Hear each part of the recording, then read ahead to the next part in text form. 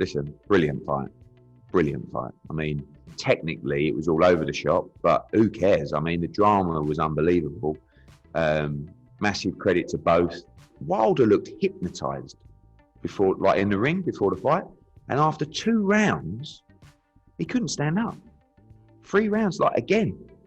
And obviously he went down after 2 or 3 rounds. Like he started the first round quite good, working the body nice, but he looked petrified and exhausted before the fight had even taken place. And this is the same thing that happened to him in the second fight. And after 3 rounds, he couldn't stand up. And I thought, oh, it's all over now. Fury's just going to stop him. But then obviously come back with the equaliser, big right hand, knocked Fury down. Fury went over twice, and then I thought, oh, Wilder could turn it here. And then he came out the round after and sort of looked like he tried to take a round off, and then he exhausted himself again. But it was just non-stop, wasn't it? It was just full of drama. And I have to give Fury credit because he dug deep and he got the win. And it was brilliant for boxing, brilliant for the heavyweight division, because we need fights like that, and we need nights like that, and everyone's talking about it. And you've had 2 big heavyweight fights, and that was right up there with I think it's fight of the year so far. And it was one of the great heavyweight fights in the end. And as I said, technically it was a bit all over the shop, but who cares? It was thrilling. And again, props to both guys. An honest, massive congratulations to Fury, because it was a great win. Deontay Wilder's credibility before Saturday was on the floor. Like, I mean, he came out, I mean, he got absolutely brutalised in the last fight, and he was full of excuses. And I think his credibility was shot to pieces. Now, I think his credibility's gone through the roof, because although he looked like his tank was empty after 2 rounds, mate, he's stuck in there. I mean, in any normal situation, I feel like the corner would have pulled him out. But you know, with what happened last time, they've had that conversation and said, I ain't getting pulled out. So he could not even stand up, and he kept going. So he deserves a huge amount of credit, whether he gives Fury the credit, whatever. But I'm just talking about I give him credit. I think fair play. You got bottle, and I think every fan gives people credit for that. But Wilder shouldn't be disheartened that his only defeat has come from Tyson Fury. He's a brilliant fighter. But I don't know how much he's going to want it, Wilder, after that, because he didn't look like, at times, you know, he'd sit on his stool and he looked like, even after 2 rounds, 3 rounds, he was on his stool like, so I don't know whether, I just think Fury just got his number mentally, and he absolutely terrorises him mentally and emotionally. And that's the only reason I can think why Wilder can't stand up after 2 rounds, because Fury exhausts him. He's so good at that, you know? Ed, I spoke to Malik Scott about that, about after 2 rounds, you know, how comes he looked really kind of exhausted and tired. He said that that's just how he is. Like, he's like that in sparring. That's how he is. This is what Malik Scott said to me today in an interview, that isn't a gauge of his tiredness or exhaustion or whatever. I mean, I'm just letting you know what Malik Scott said. Yeah, look, but he couldn't stand up. I mean, more than 2, I think 3 rounds, like, what it was worse, but his legs were gone after 3 rounds. And it was only his heart and his power that kept him in the fight. And obviously, Fury with a great shot, he went down twice. Second one was a nothing knockdown, but Fury was still all over the place. And by the way, Fury showed great bottle and heart to come back in that round.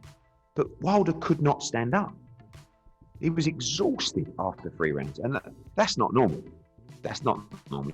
You can't, you know, some heavyweights have got better tanks than, Fury's tank's exceptional. But that's, you know, you can't just say, oh, that's just how he is, because you can't have a championship fight at any kind of pace if you can't stand up after 3 rounds. But it was, like I said, his heart and his power kept him in the fight and nearly swung the fight at one stage. So you have to give him credit. And you know, that little spell, when did he go down? 3rd round or 4th round, I can't remember, and then Fury went there. That was a great couple of rounds. I mean, it was just all over the place, but unbelievable drama. That was Eddie Hearn on IFL TV, giving his reaction to Wilder vs. Fury Trilogy, where Eddie said that Wilder looked hypnotized and petrified by Tyson Fury because he can't wrap his head around why Deontay Wilder could barely stand up after 2 rounds, which that was the $1 million question I presented on my post-fight video. That being said, there's plenty of possibilities to how Deontay Wilder ended up gassing out and can barely stand up after 2 rounds. One possibility is that he was fighting emotionally, and he let his emotion from all of the anger get the best of him. Even though, leading up to the fight, he said the complete opposite, that he was approaching this fight with calmness. However, a lot of things are easier said than done. The second possibility, like Kenny Porter said on Blue Blood, some of it probably came from him punching and not breathing. When Wilder was punching, he wasn't exhaling. But I saw him fighting with anger in the beginning of the fight. In the first round, second round, he was fighting with anger, and it wasn't allowing him to breathe correctly. Right. And I saw that, and I was like, he's not breathing right because he's punching from here, from so much anger. Right. And that anger and that anxiety will take energy away from you, you know. Right. But, other than that, we looking at a guy in Tyson Fury who persevered the punching power that Deontay displays against most guys. That would have took 99% of the heavyweight division out. Right. But Fury is able to come back from that. And not only is he able to come back from that, he was also a strategy that I thought he was using was the body weight. Right. Weighing down on Deontay. Also in the clinches, he's holding him in headlocks. Right. Cutting off his circulation. I mean, he's doing a lot of things that Deontay wasn't able to offset because of the weight difference, the body weight, and he's got to carry this heavy guy for 12 rounds. It's a lot to ask of anybody. The third possibility is when Wilder got hit. That probably took his legs away, which could have messed up his equilibrium. At this point, there's a very strong possibility that Deontay Wilder is a punch-drunk fighter. From all of the damage he took by Tyson Fury in the rematch, where he dented his skull.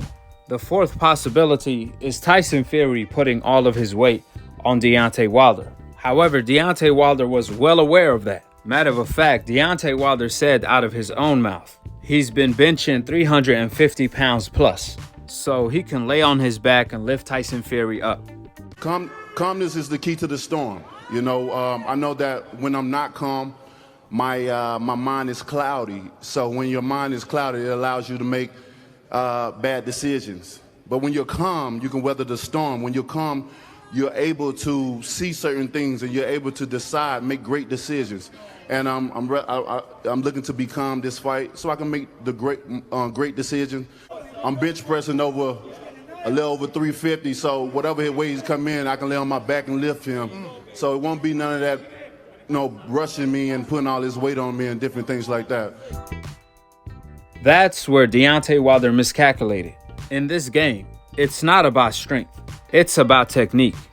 Floyd Mayweather always says, you can be stronger than me, you can be faster than me, and even hit harder than me, but you're not smarter than me. See, the bull is stronger than the matador, but the matador is smarter than the bull. This is a thinking game, not a strength game.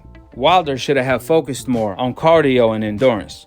But I can see why he didn't focus on that because unlike AJ, Wilder never had stamina issues. That's why it was out of the norm to see Deontay Wilder gassed out after 1 round. That being stated, like Eddie Hearn said, it was really weird to see Deontay Wilder exhausted and can barely stand up after 1 round. I mean, all of the above came into play for sure. But to be out of energy, passing out in the corner, and can barely stand up after a round or 2, it's completely out of the ordinary. And last but not least, I want to address all of the people that claim they hate Deontay Wilder simply because he make excuses, right? It's so ironic though. Y'all love Pacquiao and Lomachenko for pulling the shoulder excuse. Or perhaps Canelo for pulling I wasn't born ready excuse. And y'all still use them excuses till this day. We all know what time it is. It's all about the yin and the yang. However, that's another video for another day, so be on the lookout for the cook-off, subscribe below, and click on the notification bell to be continued on the next episode of Akhi, Akhi TV. Peace, and I'm on to the next one.